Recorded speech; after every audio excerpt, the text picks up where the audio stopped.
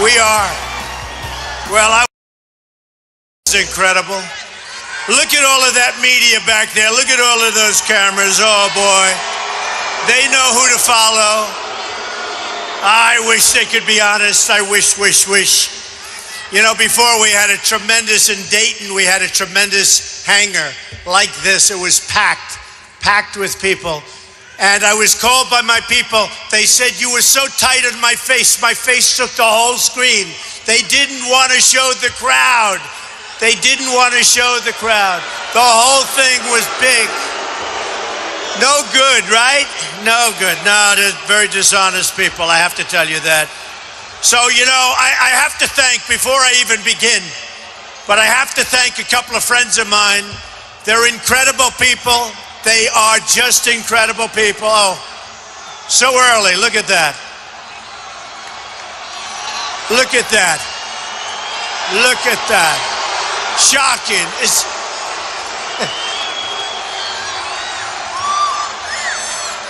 Do we love our protesters? Right? We love our protesters. All right, get them out of here. Get them out.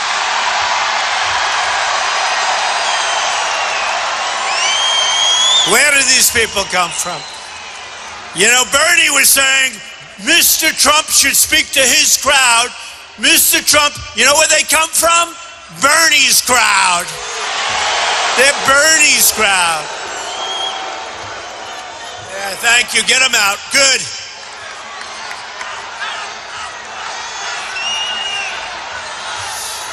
Every 5 minutes or so, one of Bernie's people, and sometimes Hillary, but there's not a lot of flavor, not a lot of fervor with Hillary, so you don't have too much of Hillary, I'll tell you.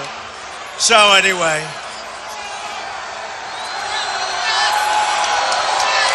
Thank you.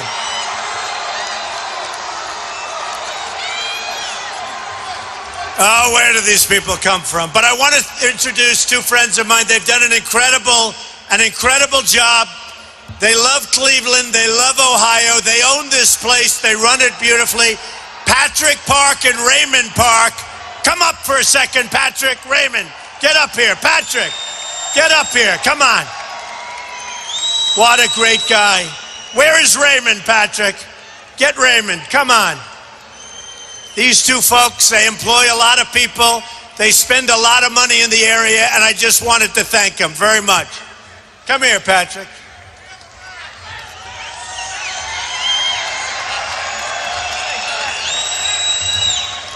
Any Buckeyes here? Yeah! The next president of the United States, the people's choice, Donald Trump.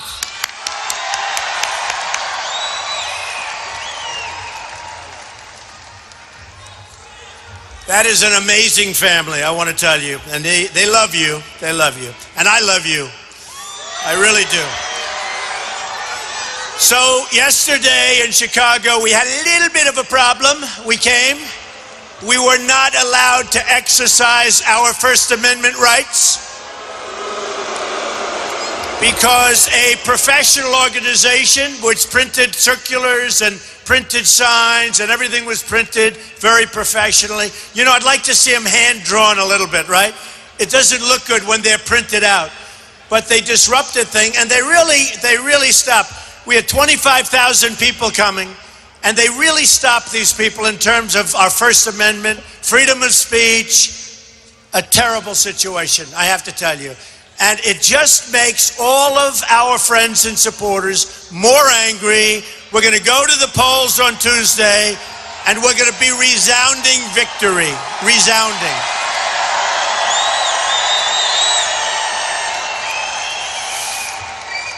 And I really appreciate you being here. This is our final push. You know, all over the world, they're talking about what's happening. The momentum that we have, it's a movement. They're calling it a movement. It's not me, it's you. I'm a messenger. Believe me, I'm just a messenger. People are fed up with what's going on. And by the way, they're fed up. They're fed up with the stupidity in Washington. They're fed up with the stupidity of trade deals and labor deals. They're fed up with the fact that they haven't had an increase in the last 12 years, if you can believe it. The middle class, the workers aren't being taken care of in this country. We're losing our jobs. We're losing our factories. They're going to China. They're going to Mexico. So we're here, and the great mayor, your great mayor said to me, you know, Mr. Trump, right here on the left you have Ford, the Ford foundry, and that's moving to Mexico. And on the right you have Eaton, and that's moving to Mexico. Now, when you think of it, isn't it ridiculous? What are we doing? What are we doing? What are we doing it for? Who are we doing this? For what? And then we have a protester that says, oh, what are they protesting about? We want to keep our factories here. We want to keep our manufacturing here. We don't want them moving to China, to Mexico, to Japan, to India, to Vietnam.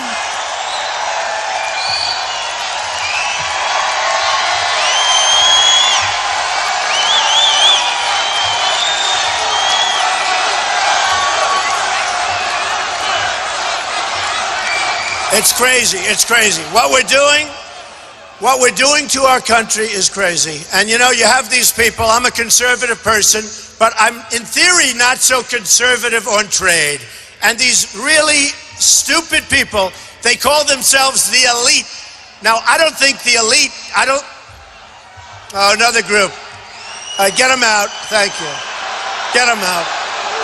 Get them out. Troublemakers. They're Bernie fans. Remember when they took over the microphones from Bernie? Remember? They took over the microphones. Two young women took over the microphones and he walked back like this, right?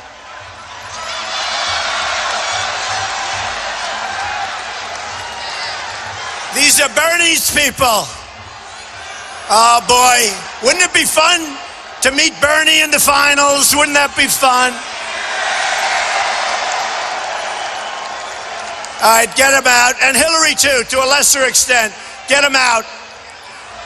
Get them the hell out.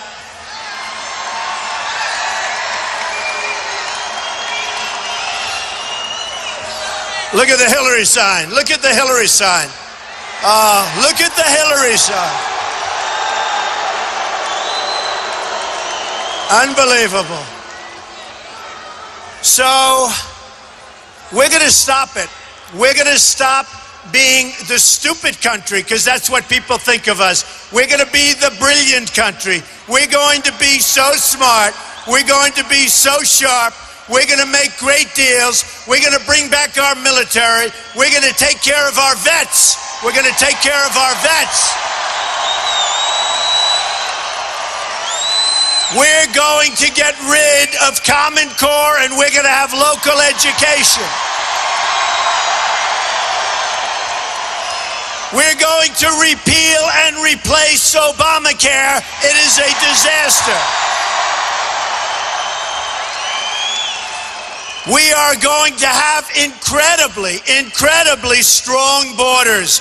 We are going to have strong borders on the southern border.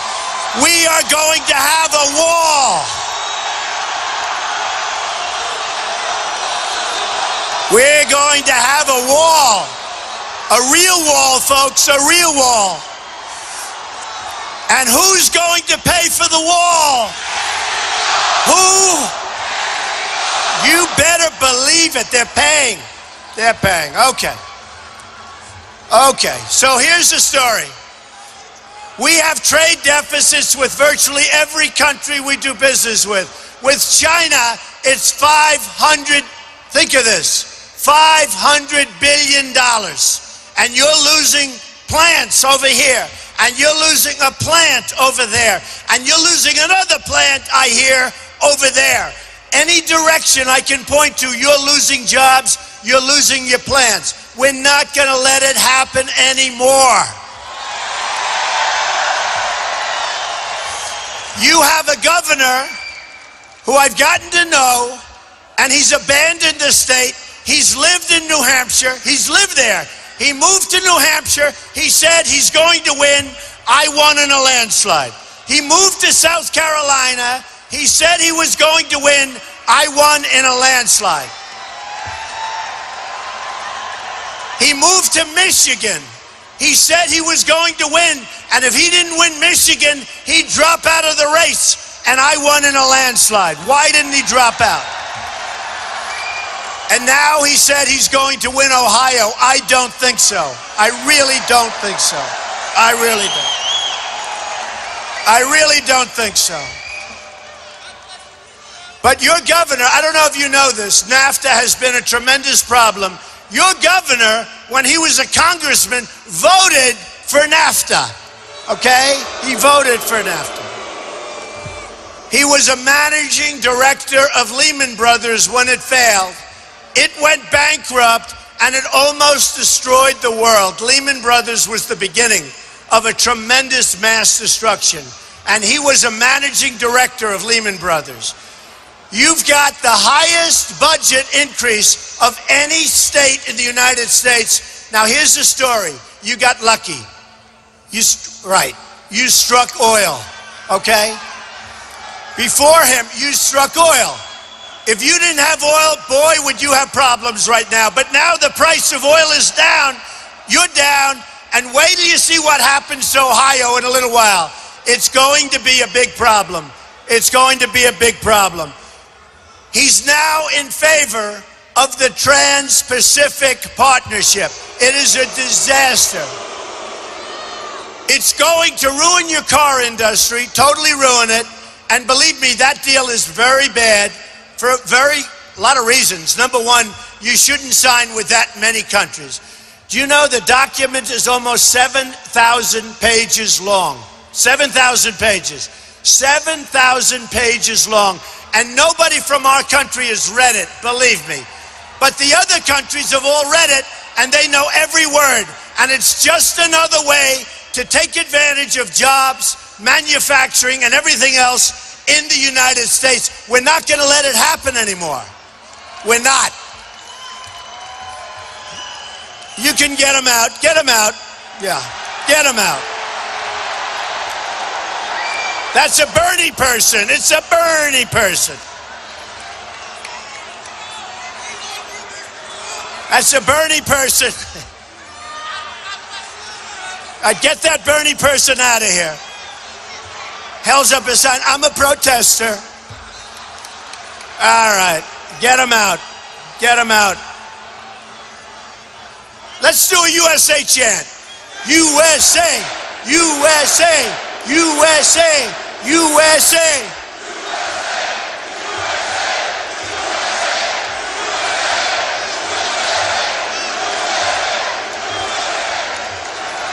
I saw Hillary Clinton saying on the way up, Donald Trump has got to speak to his people so that they're nonviolent. My people aren't violent. It's these people that come in. My people want to do one thing, make America great again. That's what they want to do, one thing.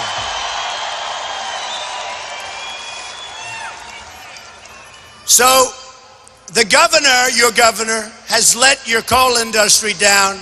He's let it go to hell. Your steel industry is going to hell. We're going to revive it. We're going to bring it back, and it's so important. So we're bringing it all back.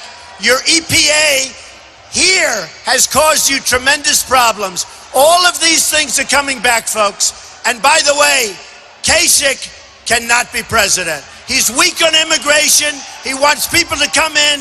He's in favor of amnesty. He can't be president. So I hope you're going to remember that when you go to the polls. Thank you. What a crowd. Man. 29,000 people. Unbelievable. And when you go home, you won't see yourself. Although you will if we have a couple of more protests. You will. Maybe. So this began in June, on June 16th. And it started with trades. It started with the border. And I came down the escalator, and you know what? Who would have thought that my statement on illegal immigration would have mushroomed into such an important statement? What happened is everybody now is copying us. I just got endorsed by Sheriff Joe Arpaio, who we love. And you know, when Sheriff Joe endorses you about the border, we know that you have the tough plan and the right plan. And by the way, yes, we're going to have the wall. Yes, Mexico is going to pay for the wall 100%. They are. But people are going to come through that wall, but they're going to come through that big, beautiful door, but they're going to come through legally.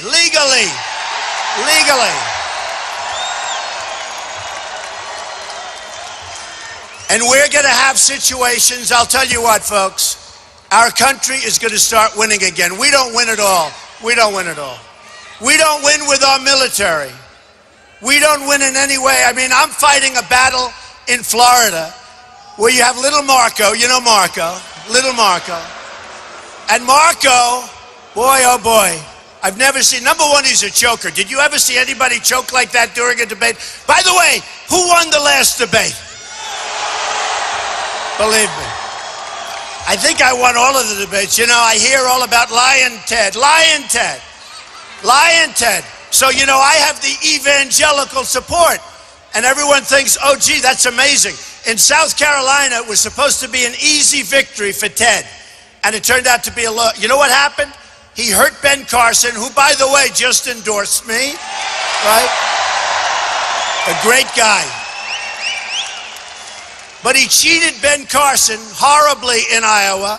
And all of a sudden, people started getting wise to it. And he walks in with the Bible held high. This is Lion Ted. He has the Bible high, waves the Bible, puts it down. Then he starts talking and he lies. So it's Lion Ted. And then Marco over here, Marco, what he does, but most importantly, what is he? He's a choke artist who never goes to vote.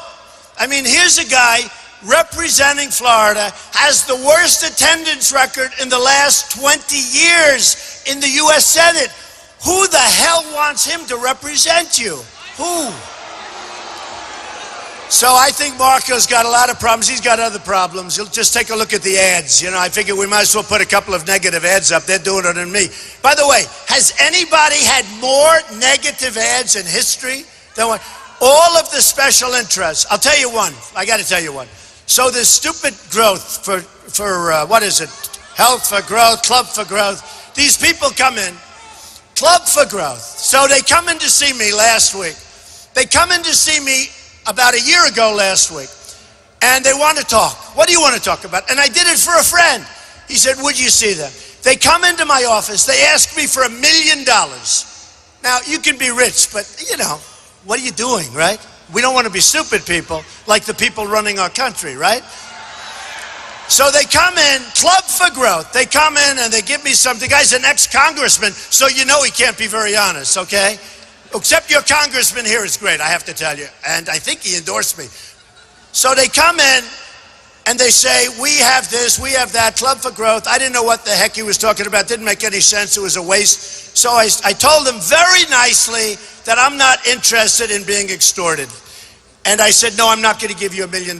They went so negative. So now they're putting up, anytime you see Club for Growth, remember this, it's extortion. Just think of it. It's an extortionist plot. They came to my office, they asked for $1 million. Then stupidly, he writes me a letter asking for $1 million. Okay, now I already sort of turned him down, but he writes me a letter asking for $1 million. We were very nice. We tried to be nice. We told him, no, thank you very much. We really love you very much. No, thank you, right? And now they do negative ads. I have had more negative ads than any human being, and yet, last week, Mississippi, unbelievable. Michigan, unbelievable. Hawaii, I don't know how. I don't know how.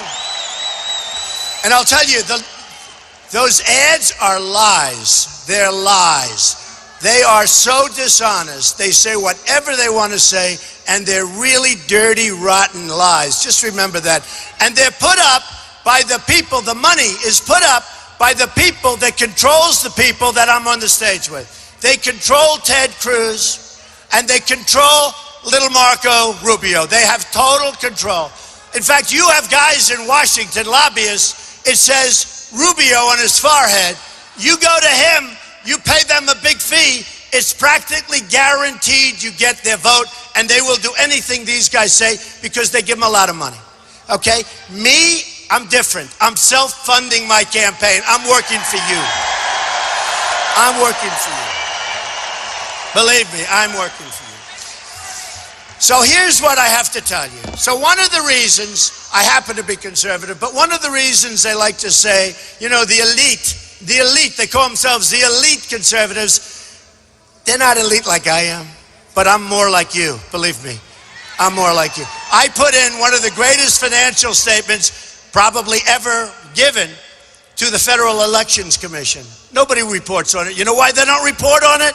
Because it's so good. They were so unhappy when I put in those numbers. They thought, oh, you know, I'm a private company. So the numbers were far bigger, far better, they were incredible. Look, tremendous assets, some of the great assets of the world, very, very, very little debt, unbelievable cash flows, but the best assets. And they don't want to report it. You know why? They had no idea this was going to happen. Don't forget, they said he'd never run. Then they said he'd never file Form A, because that's basically a one-pager where you sign your life away. When I did that, they said, whoa, he said he's running. He filed. Then they said he'll never file his financials. And I filed the financials, almost 100 pages, and it's the best ever filed with the federal elections by a factor of a lot. Mitt Romney is like this. He's a little tiny peanut, little peanut. I mean, I have a store that's worth more than Mitt Romney, which is true. No, but the jealousy, because the truth is, we have to bring our party together, folks. We have to. We're going to win something that's going to be special. We do have to bring our party together. The reason I tell you about the forms and the reason I tell you about the filing of the financials, because the financials say a lot, and it only means this. We need that kind of thinking for our country, because right now we're being ripped off by everybody. We're like the whipping post for everybody. We can't let it happen. We have $19 trillion in debt. They want to cut Social Security, which I'm not cutting. I'm going to bring our jobs back. I'm going to make our country wealthy again. And I'm the only one that's not cutting it. I will not cut it. So we have a ways to go. We have a ways to go. And when I heard about Ford, and when they told me, I mean, honestly, when the Park family came over and told me about Eaton and told me about Ford, do you know Ford right now, they're building, almost completing, a $2.5 billion plant in Mexico, right there. And that's one of the divisions that's going there. But $2.5 billion, they're taking out of Michigan. That's why I won Michigan, because nobody can protect you like me, believe me. Now, I like free trade. I like free trade. But it's got to be smart trade, folks. It's got to be something. When we lose $505 billion in trade, think of it, $505 billion trading with China. Who needs to do this? Why are we doing it? What are we doing? And to deal with China is almost impossible. You can't get your product in, and when you do get it in, you know what happens? They tax the hell out of you. With them, they send it in, we don't tax them. So here's what we're doing. Carrier and Ford, I could change, and frankly, Nabisco, and hundreds of other companies moving out to Mexico. Mexico is the new China, smaller version, okay? Believe me. We have a trade deficit with Mexico of $58 billion this year, right? $58 billion. And then these stupid politicians, they say, they won't allow you to build a wall. I said, yes, they will. Yes, they will. By the way, ready? 100%. I don't mean like 99. I won't be coming back to you in 2 years, say, folks, I'm sorry, it's impossible. You know, one of the reasons they wanted to build it 15 years ago, you won't believe this, but they couldn't get their environmental impact study approved. You believe that? Because there were snakes in the way, or turtles, or rats, or something was in the way. Snails. Snails are always a good. We will get that built so fast your head will spin. So they said, they were telling me, we need it. You know, I had a great victory in New Hampshire. A great, great victory in New Hampshire. And I love New Hampshire because it was my first really great victory in terms of politics. Hey, I've been doing this for 8 months. I haven't been doing it that long. And I won New Hampshire at a landslide, just a total landslide. And I told those people, I said, if I win, I'm going to do something, because you go to New Hampshire, the most beautiful fields, the most beautiful trees, everything's beautiful. And you go to a meeting with the people and you say, what's your number one problem? They say heroin. I say, heroin? You know, it just doesn't go. I said, what do you mean heroin? Oh, it's our number one. Every single meeting I went to, it's drugs, it's heroin, coming over the southern border. They pour the drugs over. We get the drugs, they get the cash, folks. Not going to happen anymore. It's not going to happen anymore. Not going to happen. So what we're going to do, and I made that pledge to the people, I made that pledge very strongly to the people of New Hampshire, and I'm making it to the country. But I specifically said, if I get in, we're gonna get the kids better. Their youth is just, it's disastrous. For some reason, bigger in New Hampshire than I've ever seen anywhere else. And it's so strange because it's just not the setting for it. It's just not what you think. So we're going to take care of that drugs, the drugs pouring in like it's water into our country. So we get drugs, they get cash. It's over, folks. It's not going to happen, okay? Not going to happen. So let me just tell you. So here's what we're going to do. I'll use this as an example. Now, my daughter Ivanka, do we know Ivanka, right? So she said the other night in the debate, Daddy, I want to talk to you. What? Would you please act presidential in this debate? I said, I've won every debate so far. You know, if you look at Drudge, if you look at Time, if you look at Slate, if you look at all these online polls, every single debate, according to every single poll, I've won. I say, what do you mean presidential? I want to keep winning. She said, Dad, don't hit back so hard. You don't have to hit back. It's over. You don't have to hit back. He said, this guy's a lightweight. I don't know. I call him lightweight. I call him a lightweight. But she said, don't do it. Daddy, be nice. Just don't do it. So every time I was ready to go after him, I thought of Ivanka. And I said, you know what? And my wife, Melania, she said, don't hit back so hard. You shouldn't do that. Act presidential. So I said, all right. So everybody said I acted presidential. I didn't hit back. And my poll numbers went up. So they were right. Can you believe it?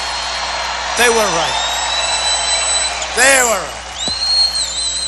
But here's where I won't act so presidential. So it doesn't look presidential when I call. So Carrier, you know, closed up their plant, and they're moving. You saw the announcement 3 weeks ago. Some management guy gets up, and he wasn't even nice about it, frankly. You'd think he'd be nice about it. He said, after many, many years, all these great people, 1,400 people, we're closing our plant, we're moving to Mexico. It was almost said like that. Horrible.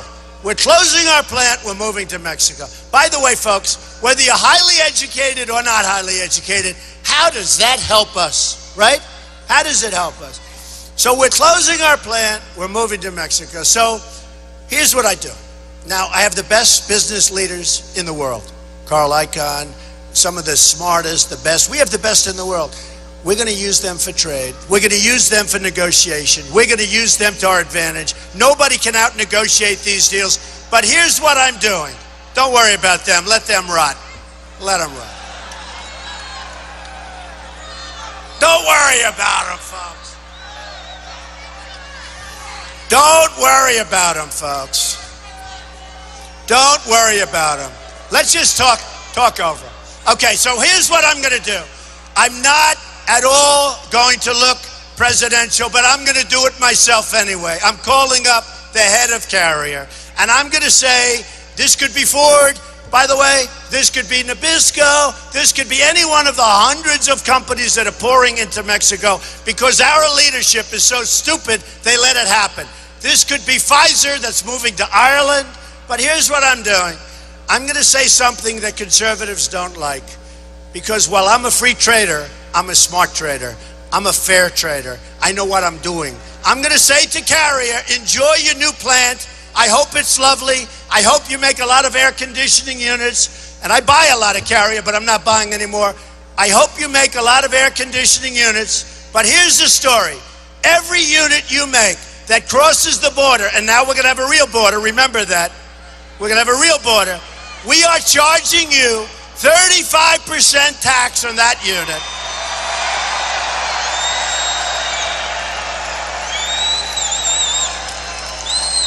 And you know what they're going to say?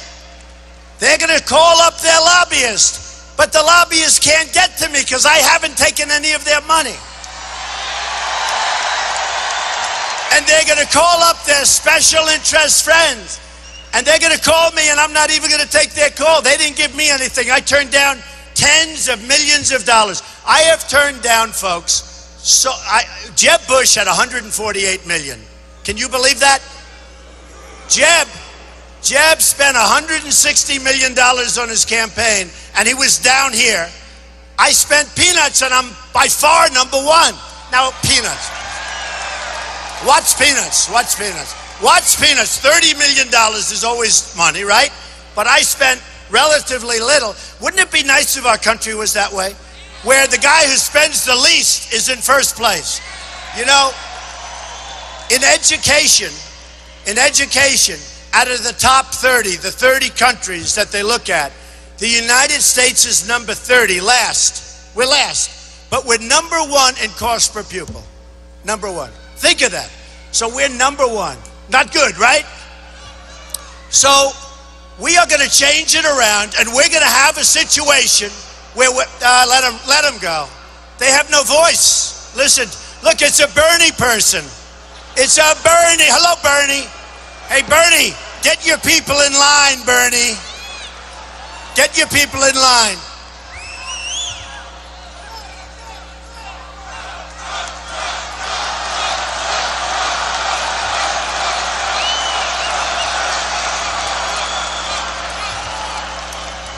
Can you imagine Bernie saying that Trump should get his people under control, and they put in these people? And by the way, our crowds are so much bigger than Bernie's, you wouldn't believe it.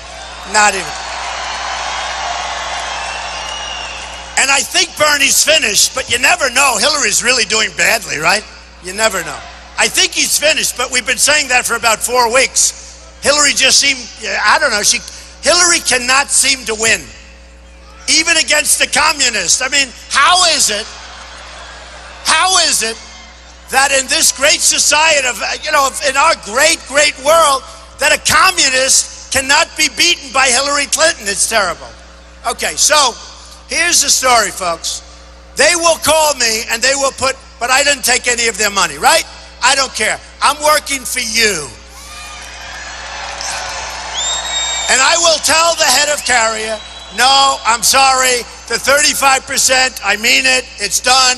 Enjoy your plant, have a good thing. He'll call me back within 1 day, as sure as you're standing there, and he'll say, Mr. President, we've decided to stay in the United States. I'll say, thank you, thank you. That's what's gonna happen. By the way, that's not 90% or 95%, that's 100% sure, all right?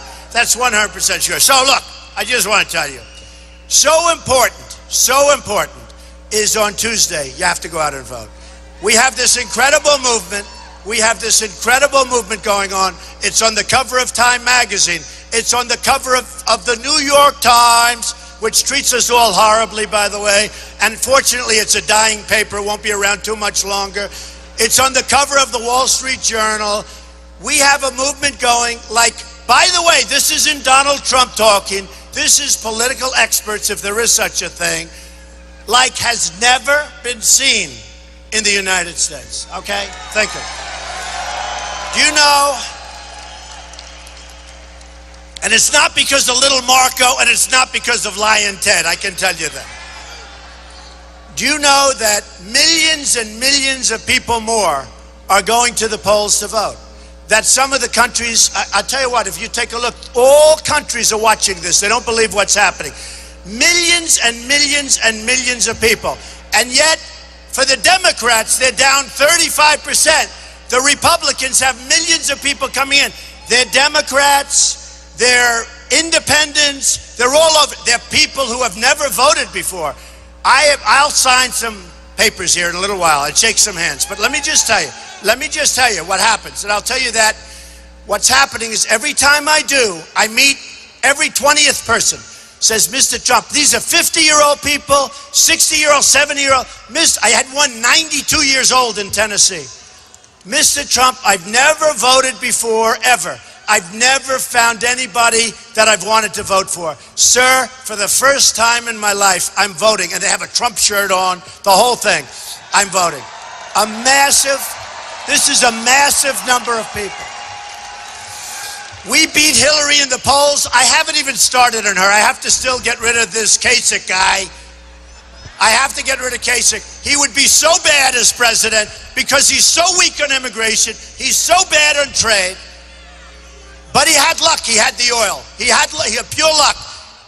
And by the way, you're going to have huge problems. You watch what's going to happen over the next year or 2 years with Ohio. But if I get in, it's going to all turn around. You're going to keep your companies here. You're not going to lose this one. You're not going to lose that one. So here's the story, folks. You got to get out and vote on Tuesday, or the movement is just going to go down in history as a wonderful, wonderful lot of talk. I received a call from a very, very major reporter, somebody I respect a lot, even though he happens to be a liberal. And he said, I'd like to talk to Donald Trump. So they put me on the phone. I said, yes. He goes, how does it feel? I said, how does what feel? How does it feel to do what you've done? Nobody has ever done it in the history of this country. How does it feel? I said, doesn't feel like anything personally, because if I don't win, it doesn't mean a damn thing to me. He said, no, you're wrong. He said, no, you're wrong. What you've done will go down in the history books. And I said, you're wrong. If we don't win, we can't make these changes. We can't straighten out the country. And I say it doesn't matter. So we've got to win. We've got to win on Tuesday. On Tuesday, you have to go, and we have to. Now, and just in closing, I have to tell you again, I want to thank the great Park family, but here's really what I want to do. You're going to win so much. We're going to win with the military. We're going to win for our veterans. We're going to take care of our veterans. We're going to win with health care. We're going to win at the border. We're going to have a strong border. We're going to have a wall. We're going to have Mexico pay for the wall. We're going to take care of it. We're going to win with Common Core and education. We're getting rid of Common Core. We're going to save our Second Amendment. We're going to save it.